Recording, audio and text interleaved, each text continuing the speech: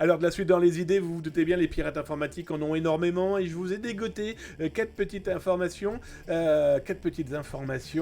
qui montrent que les pirates informatiques à Noël ont eu, comment dire, se sont fait des cadeaux. Et oui, ils n'étaient pas tous chez Momon, hein, ils sont pas tous partis voir leur grand-mère pour les fêtes de Noël et pour Nouvel An.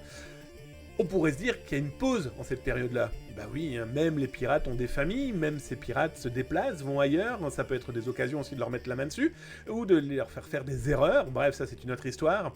Mais ils se sont aussi partagés pas mal de cadeaux. Et là, ce que je vous montre, pardon, j'ai caviardé, vous l'aurez compris, mais on a un petit zigoto avec ses copains qui ont décidé de diffuser énormément de shells, de backdoors, bref, de sites infiltrés, dans lequel il est possible, en cliquant simplement sur l'URL, de se retrouver eh bien, dans le shell, la backdoor qu'ils ont partagé. Ils en ont partagé exactement 25 000. Petite paille, comme dirait l'autre. C'est complètement fou. Autre possibilité de fuite, bah regardez, vous avez même la date, le 21 décembre, nous avons un petit gaillard qui s'est dit, tiens, vous aimez le Bon Coin? Eh bien voilà, je vous propose plusieurs centaines d'accès d'utilisateurs de Le Bon Coin. Voilà.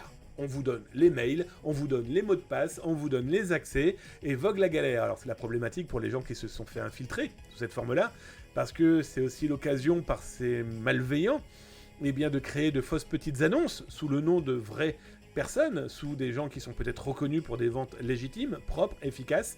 Bref, c'est aussi un moyen pour ces malveillants d'effacer leurs traces.